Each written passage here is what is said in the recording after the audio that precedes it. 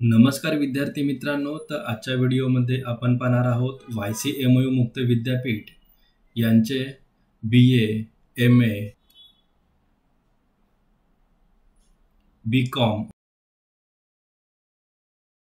व MCom या पदविकानंतर किमान 18 ते 20,000 सॅलरी म्हणजेच पगार कसे मिळवता येईल, त्यासाठी कोणकोणते कम्प्युटर कोर्स करणे गरजेचे आहे त्याबाबत आपण या व्हिडिओमध्ये पाहणार आहोत. आपल्यामधल्या बऱ्याचशा विद्यार्थ्यांचं असं होत आहे की त्यांना कोणी मार्गदर्शन करत नाही आहे. BA झालं, MA झालं, MCom झालं तर त्यांना असं वाटतं की डिग्री आता वेस्ट आहे, याचा काहीच उपयोग नाही आहे. पण या डिग्रीचा भरपूर उपयोग आहे मित्रांनो. तर हेच आपण या व्हिडिओमध्ये पाहणार आहोत की आपल्याला किमान 18 ते 20,000 कशी सॅलरी मिळवता येईल. चला तर या व्हिडिओला आपण सुरुवात करूयात. तर मित्रांनो, ही जी पदवी आहे, ही जी डिग्री आहे ती आपल्याला सरकारी नोकरी आणि खाजगी नोकरी अतिशय उपयोगी अशी डिग्री आहे. बऱ्याच ठिकाणी आपले असे विद्यार्थी आहेत जे MSRDC त्याचबरोबर मुंबई महानगरपालिका अशा बऱ्याच ठिकाणी आपले विद्यार्थी आहेत जे जॉब करत आहेत, काम करत आहे आणि त्यांना किमान 15 ते 18,000 नक्की सॅलरी मिळते मित्रांनो.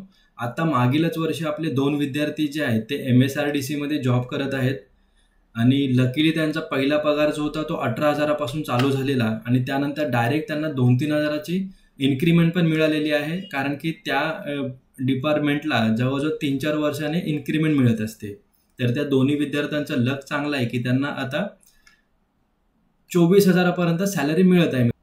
तर यासाठी कोणकोणते कोर्स करणं गरजेचं आहे सरकारी नोकरीसाठी, तर आपल्याला GCC TBC इंग्रजी 30-40 WPM म्हणजेच वर्ड्स पर मिनिट ह्याचे टायपिंग कोर्स करणे गरजेचे आहे. त्याचबरोबर GCC TBC मराठी 30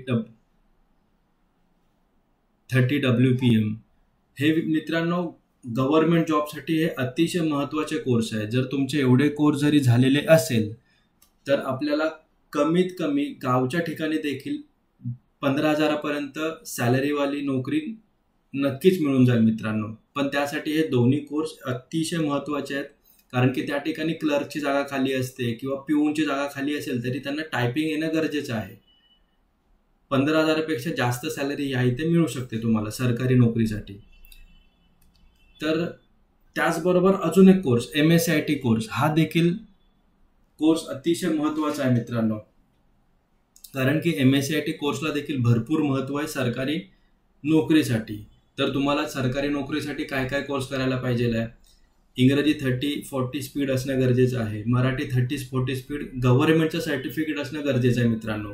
अतिशय महत्त्वाचं, तुम्हाला फक्त टायपिंग करून नाही ठेवायचे. म्हणूनच मी तुम्हाला GCC TBC आवर्जून सांगत आहे की गव्हर्नमेंट कोर्स तुम्हाला करणं गरजेचं आहे.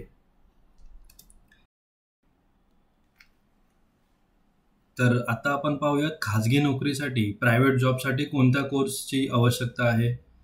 जसे की GCC TBC इंग्रजी मराठी 30 आणि 40 WPM स्पीड. मित्रांनो, आपल्याला इंग्रजीची कमीत कमी 30 आणि 40ची स्पीड असणं गरजेचं आहे. त्याचबरोबर मराठीची पण 30ची स्पीड असणं गरजेचं आहे. MSITचा कोर्स असणं गरजेचं आहे. त्यामध्ये तुमचं MS ऑफिस देखील कव्हरअप होत असतं. ॲडव्हान्स एक्सेल, जसं की ॲडव्हान्स एक्सेल कधी कामाला येईल, तुम्हाला डेटा स्टोअरची कामं असतील, काही एक्सेलवरची कामं असतील तर ॲडव्हान्स एक्सेल कोर्स असणं गरजेचं आहे. त्याचबरोबर जर तुमचं BCom किंवा MCom झालेलं असेल तर तुम्हाला टॅली प्राईम विथ GST हा जो कोर्स आहे तो करणं गरजेचं आहे, कारण की तुम्हाला टॅलीची कामं जी असतील ज्या ऑफिसमध्ये तिकडे तुम्हाला आरामात नोकरी लागू शकते.